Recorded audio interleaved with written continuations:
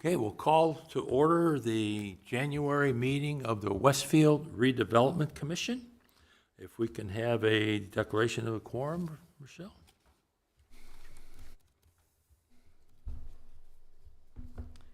Joe Plankus, Here? John Dart, Here. Brian Michael, Here. Larry Kemper, Here. Brian Pulaski. Here. We have a quorum. All 5 members are here. Please stand for the Pledge of Allegiance.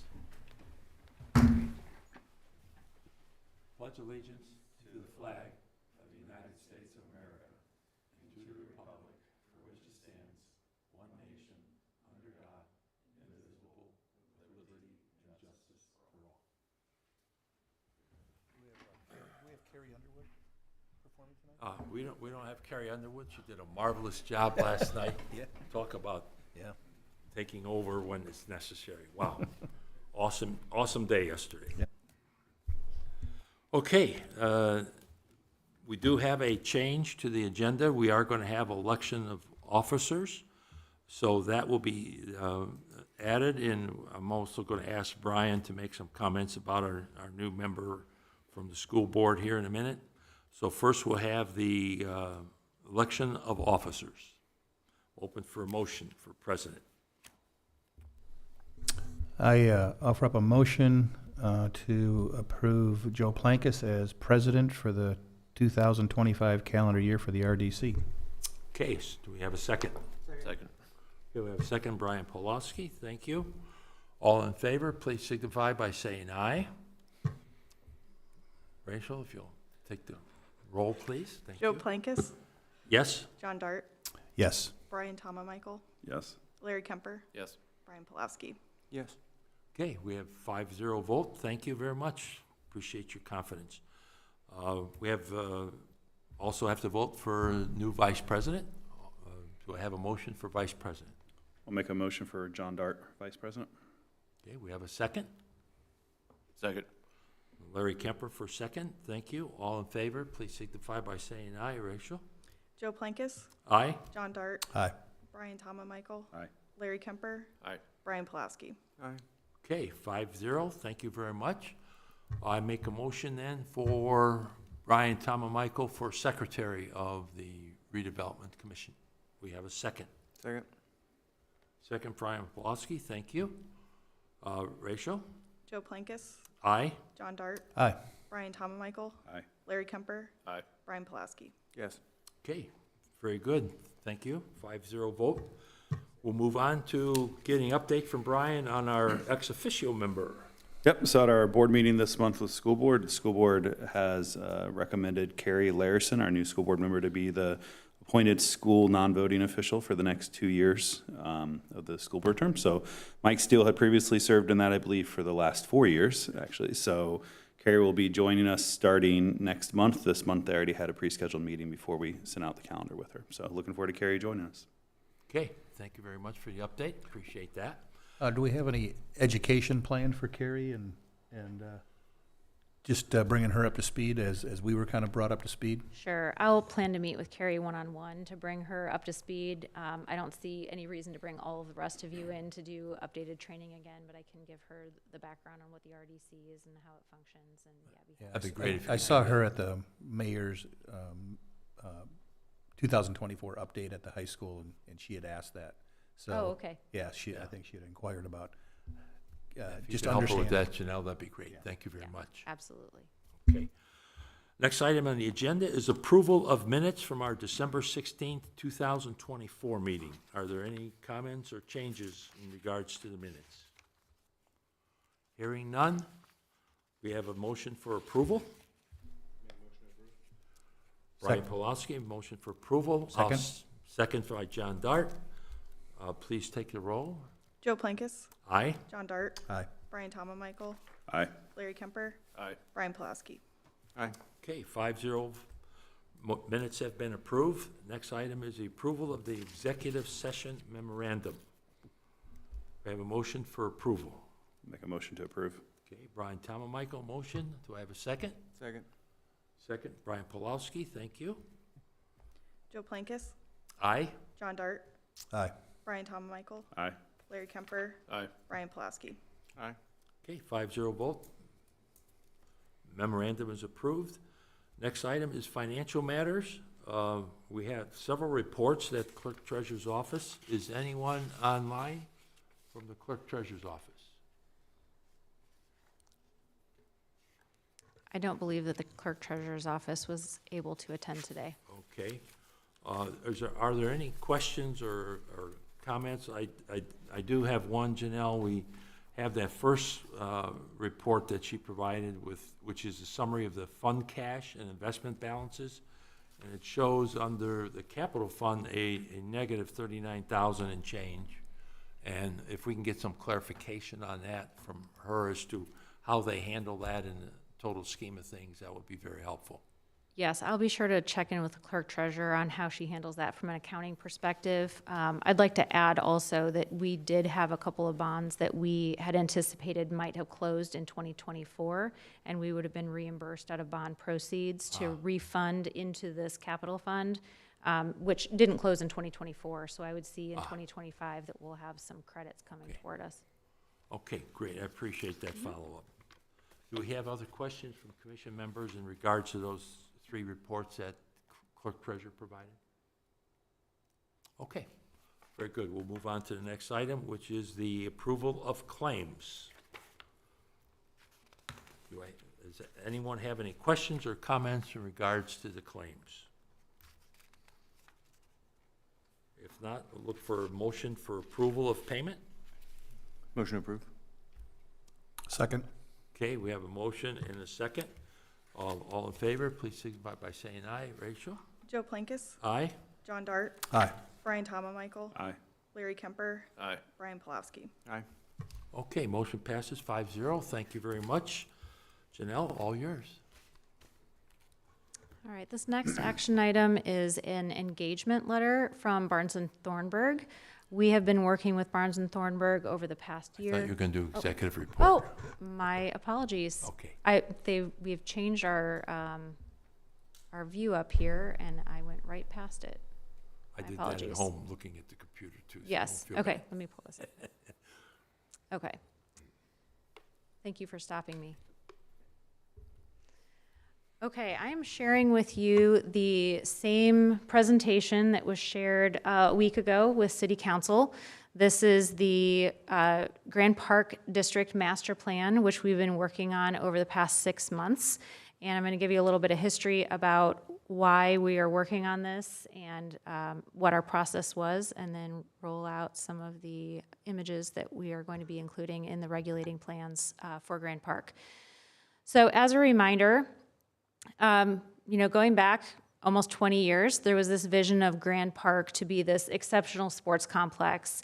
And the idea was this would be an economic driver for the city, as well as this destination for tournaments. And this partnership from the very beginning was with Hamilton County Tourism. They've been a huge supporter of Grand Park and the development at Grand Park. Of course, it was built as a 400-acre multi-sports campus, and original projections were that maybe we would end up with about 250,000 visitors a year at Grand Park. As you all know, because we've talked about this previously in 2024, we saw about 5.5 million visits to Grand Park in 2023, far surpassing the original estimates, which everyone really thought was a little bit far-fetched at the time. But here we are, 2023. We're in 2025, but we've seen 5.5 million visits in 2023, which was highlighted in our Hunden study that was presented here early in 2024. So we took results from the Hunden Economic Study. These are some highlights that I'm bringing to you today. This is not any new information for the commission, but just as reminders. The Grand Park is it is the most visited competitive national sports development in the United States.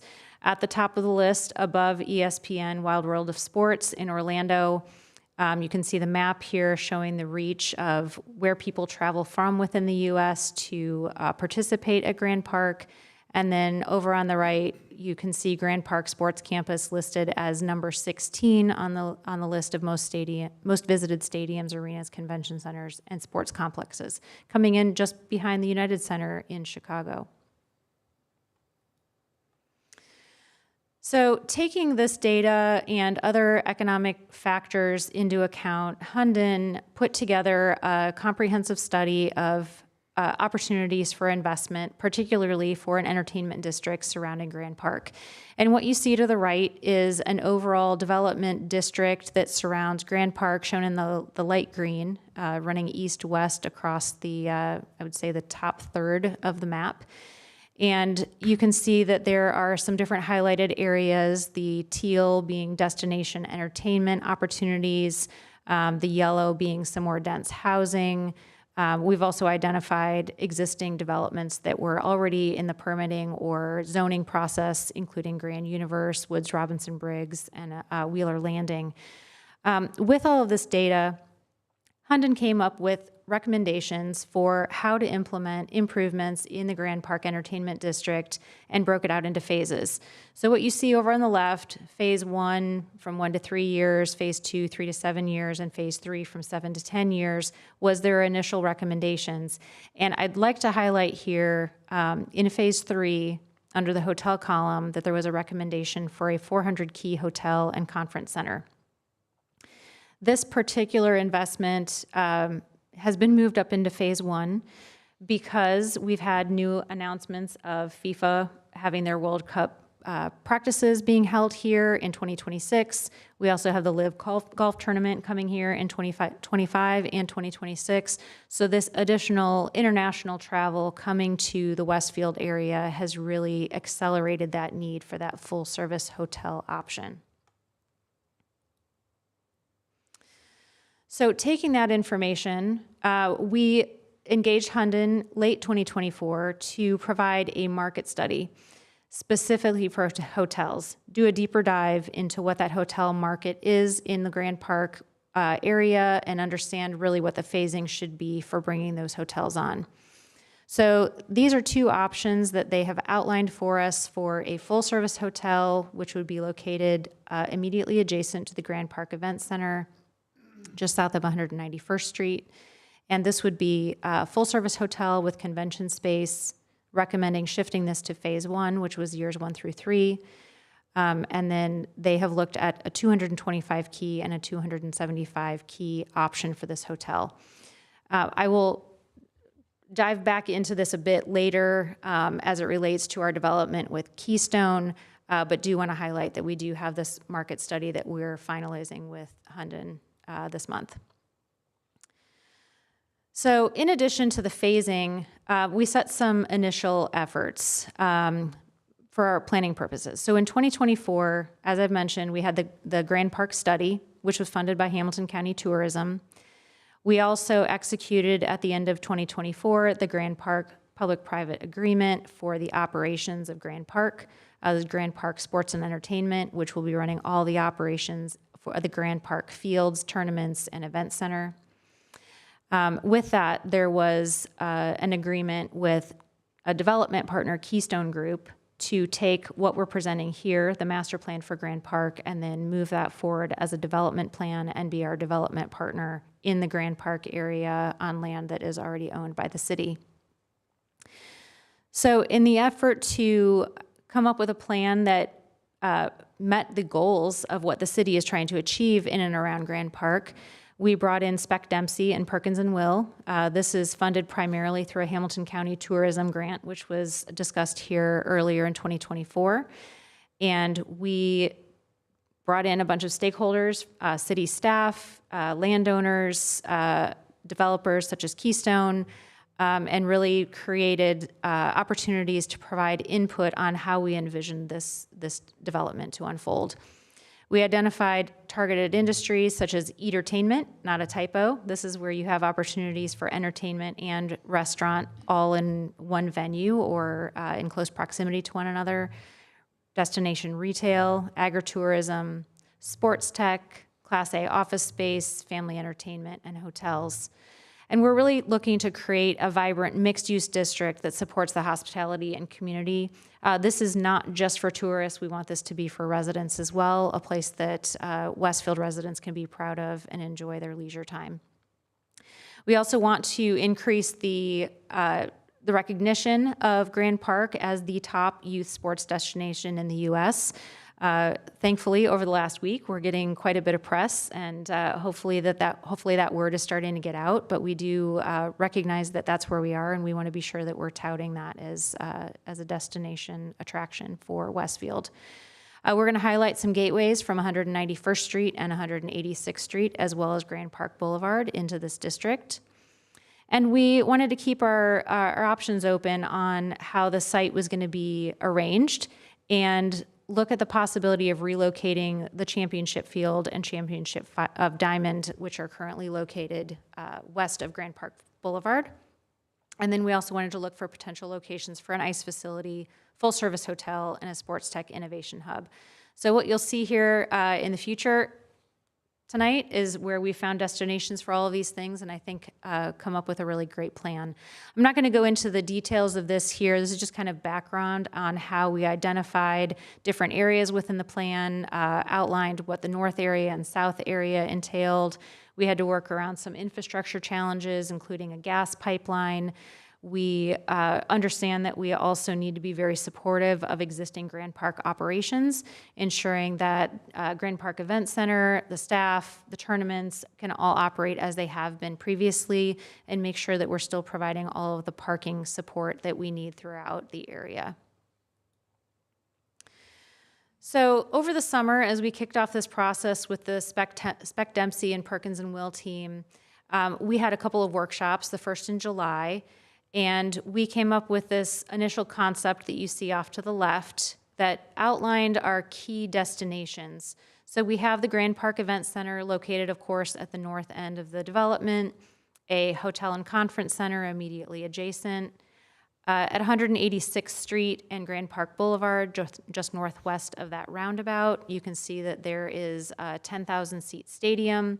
And then down at the very south end of the development, near the roundabout and the label of ice facility, there is a location that has been test fit for a 4-sheet ice facility and a destination Grand Park pond that would be connected by a canal to the existing lake at Grand Park Village on the east side of Grand Park Boulevard. So these anchors really serve to activate the 3 spaces within the Grand Park District, and I would say distribute out the major event center activities. And then connecting all of these together is this linear park. We created a theme for the district, a place for people who love sports. This is people who are traveling to Westfield because they love sports, people who live here and love sports, but people who are really attracted to that active community with places to go and things to do. We have a goal of creating a walkable development. We want community event space. And then, of course, we've created synergies with the fields and the district through connection through some urban canals, which you can see running east-west throughout the development that connect the diamonds and fields to that center linear spine. So coming out of the workshop, we provided a lot of feedback to the design team, articulated what our vision was, and then they have created this illustrative plan. This is not exactly how Grand Park will be built, but it is a concept of how it can be built. With this plan, the primary goal is to identify how our public realm will be defined, what are the widths of our streets, where are we going to have blocks defined so that we can maintain walkability, the idea of having a park once environment where you have people drive to Grand Park, park their car, leave it there, go to their games, go get lunch, go to their hotel, have some recreation, be able to play out on a field. All of these things can happen over a multi-hour visit without them having to move their car. That's really our goal. The actual images of how these buildings look and how the places look will change over time as we move forward. So this here is the overall vision. As you can see, the diamonds off on the east, up towards the top of the image, and the existing fields off to the left are now separated by this Grand Park Development District. You can see right in the center of the image the future 10,000-seat stadium. This would be the home of the Indy 11 women's team. We're also looking at requirements that would be necessary in order to house NCAA tournaments for various sports, and making sure that it would be feasible to have other types of sports other than football or soccer competing at this venue. At the very north end, you can see that 3D view of what a hotel could look like. And then at the very south end, you see the ice facility. In front of it, there is a Ferris wheel in the illustration.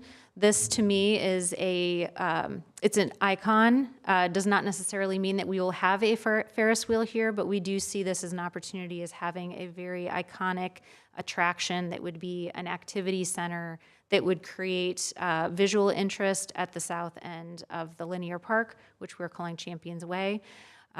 This could be something more active, this could be more passive, but again, something that's very visually interesting and draws people to the south end of this development. The individual blocks within the development do have flexibility in how they are utilized. You'll see that a lot of the blocks have parking garages located in the center, and then they have what's traditionally called a Texas donut, where you have courtyards that are facing inward from the exterior housing or office spaces towards the parking lots, parking garages. This creates more opportunity for windows, so you can build out corridors on both sides, facing that center courtyard, and then gives maximum capacity for parking.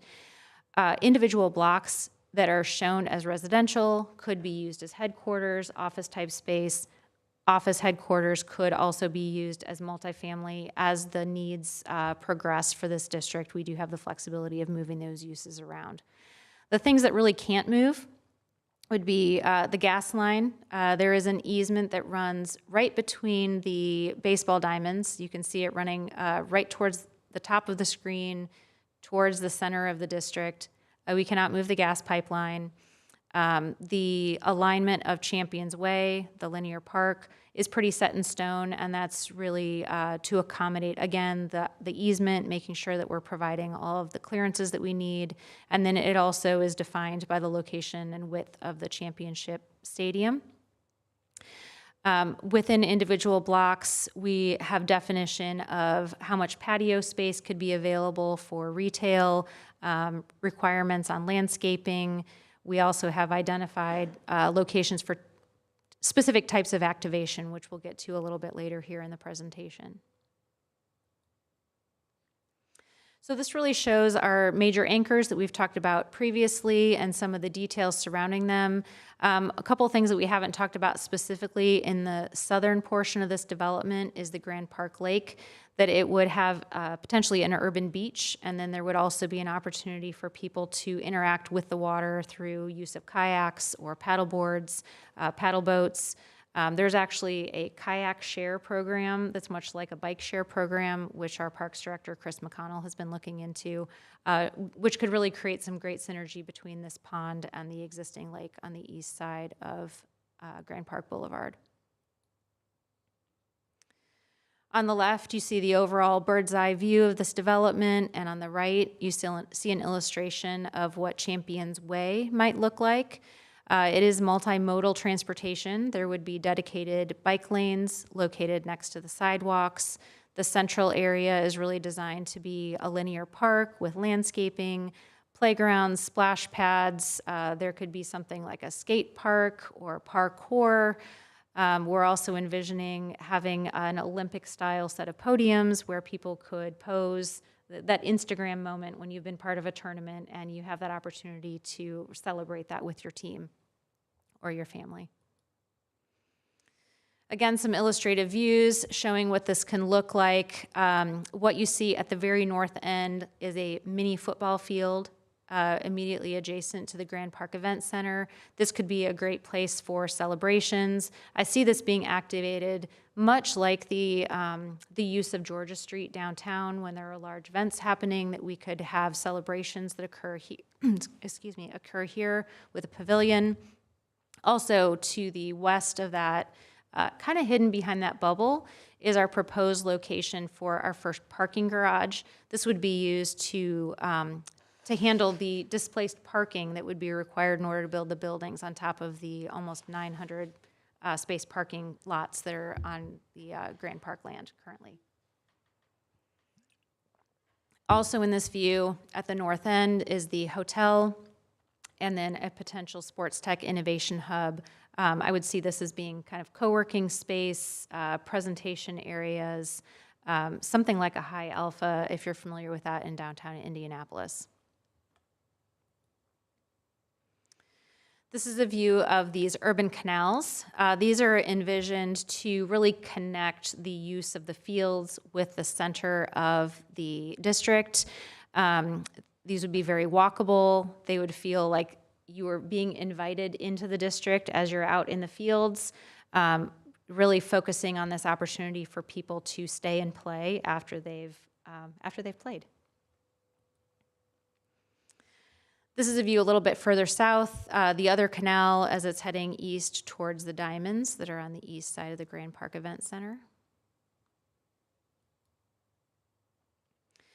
And this is our section cut. So looking north or south along Champions Way, you can see we have about a 138-foot right-of-way. The 15 to 20-foot sidewalk on either end accommodates the use of patio space and seating for cafes, coffee shops, restaurants. It also provides some display space for retailers who might want to have sandwich board type advertising. Then we also have lots of landscaping and opportunities for activation of that 40-foot linear park along the center. You can also see dedicated bike lanes. They call cycle tracks here on the outboard side of the driving lanes, and there would be on-street parking throughout the district. This is a key component within walkable communities, is creating the on-street parking. This is really a great opportunity to create quick turnover of parking within a district so that those retail spaces can stay active. People can pop in to pick up a coffee and be on their way, or take out, or just make a quick trip in and out. These are some initial ideas on how spaces can be activated along the length of Champions Way. It's kind of broken out into zones, the northern zone being a cheer and play area. We are working on final updates of this plan, but I would say that first block south of the event center is where we'd be targeting a location for the podium. We think that's a great place for people to be celebrating their successes. And then we'd have places for people to gather. You can see a lot of active seating in the images off to the right, whether it be hammocks, swings, fire pits. There are also play spaces, opportunities for water, opportunities for people to sit at picnic tables and such. And then here down at the south end, you can see a little bit closer in view of what this 3D rendering shows as an opportunity here at Grand Park. The urban beach is located directly across from the Ferris wheel within that pond. Again, the canal connecting over to the lake on the east side of the development. Really great opportunity for more rest and relaxation versus the hustle and bustle that you might experience closer to the event center. There's a rendering of what that could look like. There is some topography when you have the street level stepping down to the canal. That does need to be accommodated through some grade change. So you can see that's been done through an interesting water feature to the left, some ramps giving people access to the boating opportunities, and then that great view of the Ferris wheel across the way. There's also a very early sketch off in the distance of what that ice facility could look like, much larger structure than what we see elsewhere in the development, but I think it complements the development nicely. So as we move forward, the design team is working on a regulating plan alongside our community development department.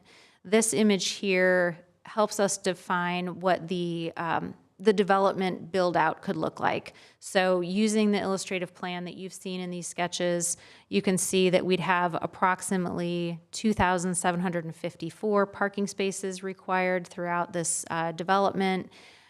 This would really provide distributed parking throughout the district, I think making parking for the fields more accessible because you'd have it available more intermittently throughout the district itself. We have, of course, the opportunities for residential, retail, office. We also identify that there could be opportunities for training facilities or other types of sports headquarters located here within the district. We think this would be a great home for those types of businesses. So we will take this type of information as well as what we're calling a regulating plan. You see off here on the right. This defines the, let's say, the guidelines, the rails within the public realm, and these will be worked into a zoning type within our plan for the city. So we'll finalize these regulating plans that outline landscaping types, scale, massing, how public space is used. We'll incorporate these rules and guidelines into an addendum to the existing comprehensive plan while we're working on a new comprehensive plan for the city to be rolled out, within the next year or so. We don't want to hold up development here, so we will go ahead and adopt these as an addendum to the existing comp plan. Initiate new zoning. This will be its own type of zoning district. And then that will, of course, be included in the future comprehensive plan as well. We're finalizing our hotel market study with Hunden. Hunden is also working on a cost opinion for the district. I do have some high-level numbers, but I'd like to dive a little bit more deeply into the phasing. We'll, of course, be working on that more closely with our development partners as well. We're also studying the ICE facility request for qualifications. This very likely would be a build, operate, transfer scenario. The intent for this ICE facility is really to help balance out the tourism within the Grand Park area throughout the year. We currently have a peak during the summer that's quite high due to the number of baseball diamonds on the site. If we can provide ICE facility, the amount of hockey tournaments and figure skating, curling, other sports that are performed on ice really increases during the winter. So this will help balance out not only the use of the facilities, but also help keep our local businesses busy year-round, flattening out our tourism curve. And then we'll, of course, be working on business attraction. We'll be highlighting opportunities with sports organization headquarters, sports technology research and development, family entertainment venues, health and wellness businesses, restaurants, and destination retail. So we do have two developers that we are working with on the plan currently. The first is Keystone Group.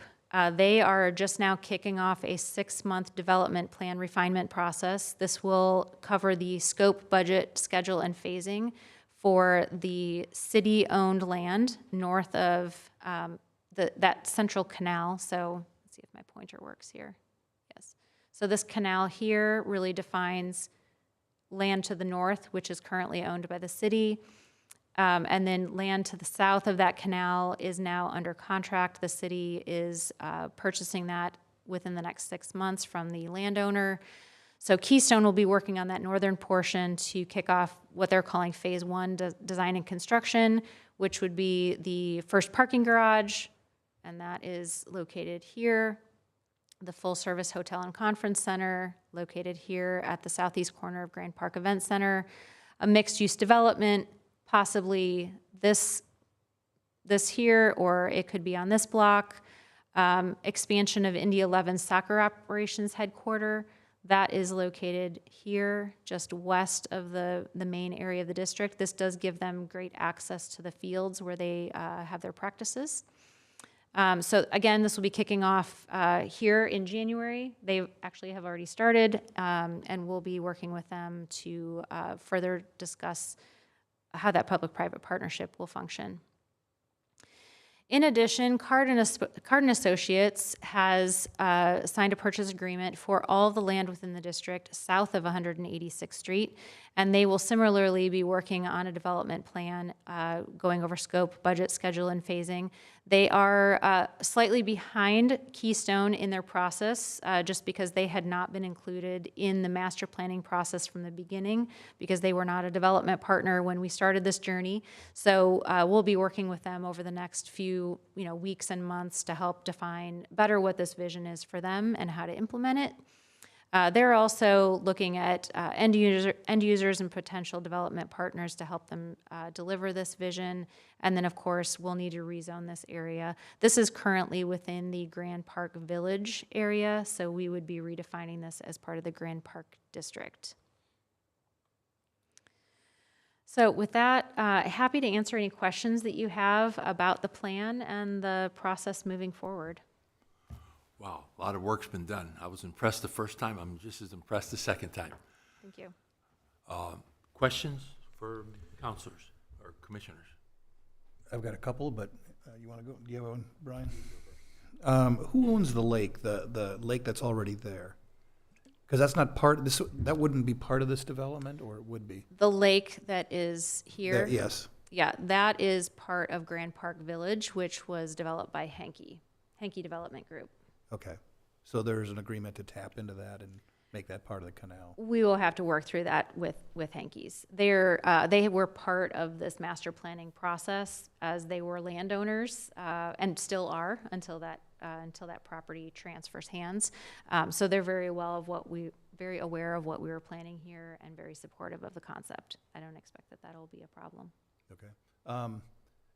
And one of the concerns in the city in general right now is short-term rentals in residential neighborhoods within Westfield. And likely something moving forward would need to be addressed regarding short-term rentals. Is there a proposal for short-term rentals within this project? Or would that be eliminated with the apartments that are going in? We do not have any current proposals for short-term rentals here. If that comes up, this is definitely something that we'll have to address within the zoning process. So we'll address it before a developer would be coming to us with that opportunity. But certainly if it does come to us, we would also need to discuss it with. Yeah, I guess a question the is, mayor and is it council. a liability or is it an opportunity to have something? It's a really good question. Yeah, because there's just going to be more, building this out will create more demand for this area, right? And Correct. and you'll want to give people options, not just hotels, not rentals in the city or sending them down to Carmel. You'd like to keep them in Westfield, and I just think there's an opportunity for that, for the short-term rentals to be considered. Okay, absolutely. Yeah, we can discuss that through the zoning process. Brian? You mentioned the hotel and kind of moving the Phase 3 conference center hotel up to Phase 1, and then mentioned newer events coming this year, next year. Again, I'm just thinking through realistic timeline. You said 6 months, and then I'm thinking 18 months to build something. Oh, like probably really, even though we have events today, that even if you start today, that hotel is really probably 27, 28. Good question. So the demand is here. We anticipate that we will have additional national events coming to Westfield, both at Grand Park. Chatham is the home of the Live Golf Tournament. We don't expect that this hotel will, unfortunately, we don't think this hotel will be up and running by the time FIFA or Live are here this round, but we want to be ready in the future. When FIFA selected Grand Park as a practice location, they partnered with the Renaissance as their housing solution in Carmel because we do not have a solution here in Westfield. So we really proactively think that we need to be ready the next time we have an opportunity. Okay, thank you. Mm-hmm. Okay, any other questions? Great report, Janelle. Thank you very much. Thank you. Appreciate that. We have no old business. We have new business. Now we'll get to Barnes and Thornburg. Okay, my apologies for jumping ahead Not a problem. previously. Okay, let's see. All right, this is an engagement letter for Barnes and Thornburg to continue providing legal services to the Redevelopment Commission in 2025. We have used Barnes and Thornburg for a majority of our bond counsel services in 2024. Particularly as we've been setting up economic development areas, TIF allocation areas within the city. They've been extremely helpful in helping us fix some of the Swiss cheese that we had in our economic development areas, and then just cleaning up some language or terms that we had within those agreements as we've redefined boundaries, particularly in downtown. So we are asking for your approval to continue our relationship with them through 2025. Their rates have gone up this year, as have most rates, had an increase between 2024 and 2025 rates. So we primarily work with Brad Bingham. His hourly rate will be $650 an hour. And I will highlight that we also have the ability to counsel with Bruce Donaldson, who is retired from Barnes and Thornburg. He actually talks with our staff on about a weekly basis to provide some insights and guidelines on how we can best do our work moving forward. So I would request that you approve this opportunity. Okay, any questions from commission members regards to the Barnes and Thornburg engagement letter? You know I do. To remain consistent with my approach on attorney fees and increased fees, has Barnes and Thornburg provided justification for the increase? In other words, we've said as a city that we need to start operating the city as a business, right? And not as a local government. And in business, if I was in the manufacturing space, and I had a vendor who was going to give us a price increase in the new year, I'd want justification for that increase. Is it labor? Is it services? Is it benefits? Is it manufacturing costs? Manufacturing costs on their end if they're providing a product. We don't seem to get that. So I'm not saying that increases aren't justified, but there's really no explanation for the increases that we're getting from attorneys and probably other service providers. And I think we need to be much more judicious in asking for those, what's the increase? Because there's no stopping the reason, no stopping anybody from just giving the city increases and us accepting it. So I'm just saying that it's, we can't accept letters without asking those type of questions moving forward. All right, thank you. And my second question is Bruce Donaldson, he's not in this, although he's retired, he's not in this letter. Is he providing services at no charge? He does talk with us at no charge. He provides, just general advice to us at no charge. I mean, he's not working as our legal counsel, providing documentation or, preparing documents for us. But he has been instrumental in helping to, really train all of us. I think he's provided an immense benefit in training the commissions on, what is expected and what different bonding strategies are. He's been extremely helpful. Yes. Thank you. Yep. Any other questions for Janelle on this item? Okay, seeing none, I'm open for a motion for approval. Motion approved. Okay, Brian Pawlowski, motion for approval. Do I have a second? Second. Second from Brian Michael. Rochelle, please. Rachel? Joe Plankis, Aye. John Dart, No. Brian Michael, Aye. Larry Kemper, Aye. Brian Pawlowski. Aye. Okay, thank you very much. Next item is the Resolution 01-2025, Remote Electronic Participation Policy. Janelle?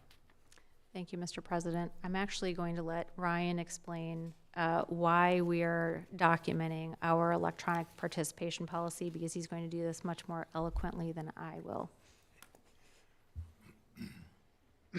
So the General Assembly has actually codified the concept of electronic participation at public meetings in two different sections, not just two different sections, actually it's two different titles. So here the first citation you see there is to 36-7-14-8A.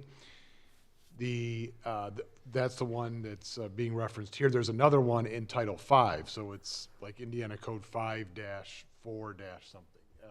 So two completely different areas of the Indiana Code that cover this. Title 5 is the general rules for government bodies generally. So it's if in the absence of what we have here in 36, this would apply to everyone. But what we have in 36 is specific to redevelopment commissions and redevelopment authorities. Title V says that thou shall pass rules and procedures and processes for having electronic participation. Title 36 does not. It permits the commissions and the authority to, in fact, pass an electronic participation policy. Given that there are these two different sort of competing sections, and the fact that Title 36 permits the policy, we, in consultation with Bruce Donaldson, determined that it would probably just be kind of safest to pass something because it's required in one, permitted in another. There's certainly no reason not to do it. And so we put together this electronic participation policy that more or less tracks with the rules that are set forth in Title 36. So it sort of just kind of restates all of those matters in the attached exhibit there. But that's the reason for doing it. It's permitted. It's not required. The other one says it's required, and because it certainly can do no harm, and it is permitted. We are proposing this as a way of putting something in writing that the commission formally adopts. Okay, thank you, Ryan. Just to clarify, we're not making any changes to how we are participating. We're just memorializing this. Okay, good point, thank you. That's correct, yes. This is consistent with the processes that the been commission using. followed, certainly in 2024, while we all were involved. Okay, So- good, thank you for the clarification. Can we, I guess, for clarification here, can we expect to see this for similar requirement or for the APC, for the city council, for any other commission in the city? Or Technically, it should be required. Now, it is possible, and I would defer to city legal, Caitlin Glazier and her team, whether there's an option for perhaps the council having adopted something that is citywide that has sort of general application. I don't know if that's an option or if it would have to go to each individual body to adopt. I know only that 36 is the one that is specific to the Commission of the Redevelopment Authority, and so that's the one we're using, but certainly happy to have that conversation with Caitlin, because it is a good question. And, Yeah. you certainly know better than I whether anything like that has come before the council in the past. And it has not, but Okay, we probably should have that conversation. right. Yeah, Yes. thank you. Okay, thank you, Ryan, for that clarification. Okay, if there are no other questions, we're open for a motion for approval. Make a motion. Second. Okay, motion by Brian, second by John Dart. All in favor, please signify by saying aye. Rachel? Joe Plankis, Aye. John Dart, Aye. Brian Michael, Aye. Larry Kemper, Aye. Brian Pulaski. Okay, motion passes 5-0. Thank you very much. Next item is Resolution 02-2025 regarding Roberts Property, CDC grant and land acquisition. Thank you, Mr. President. This is a resolution which authorizes a grant to the downtown Westfield CDC to purchase a small parcel of land, or a portion of a parcel of land. This is owned by Stephen Roberts and is located just off of 191st Street west of US 31. And this is a very small piece of land that is required to complete the construction of the new fire station located in that area. And the CDC will be purchasing that land on behalf of the city to facilitate that project. So we're requesting that the land, $100,000, be granted to the CDC to purchase that small piece of land. Okay, any questions for Janelle on this item? Seeing none, I'm open for a motion for approval. Motion approved. Brian Perlowski, motion approved. Joe Plankis, I'll second that motion. All in favor, please signify by saying aye. Rachel? Joe Plankis, Aye. John Dart, Aye. Brian Michael, Aye. Larry Kemper, Aye. Brian Pulaski. Aye. Okay, motion passes 5-0. Thank you very much. Next item is Resolution 03-2025 regarding Camilla Court accepting grant from the city. Janelle? Thank you, Mr. President. So this is the acceptance of a grant of land that is currently owned by the city of Westfield. It is a commercial building located just north of State Road 32, which currently is housing Four Fingers Distillery. And we are requesting that the RDC accept the grant of that land, which we will then turn around and grant to the Downtown Westfield CDC. We'll request that in the next resolution. And that would facilitate the CDC taking over the lease of that property, which has previously been administered through the Downtown Westfield Association. So this is the first of two steps of the RDC accepting a grant and then granting it to the CDC. Okay. Questions for Janelle on this resolution? Yeah, as discussed before, through the council, through the city council, is that this has kind of been in the process for a while to do this, to make this transfer from DWA to the RDC. But in doing so, we just want to make sure that we're kind of dotting the i's and crossing the t's on our communication with the DWA and whatever that timeline is, because I believe today they are still collecting the rent, they're benefiting from that rent, and they need to be notified that this is going to be ending soon. But I don't know the legalities of that and what the contract currently says with the DWA. Yep, I appreciate the question. The coordination with the Downtown Westfield Association has been through the city, not through the Redevelopment Commission. So any actions or any changes with any leases associated with the city or Downtown Westfield Association would be handled outside of the Redevelopment Commission. Ryan Wilmering has been working with Caitlin Glazer, our city attorney, on making sure that the transition of the lease is happening appropriately and that any notifications to DWA for termination of that lease would be handled per the terms of the lease.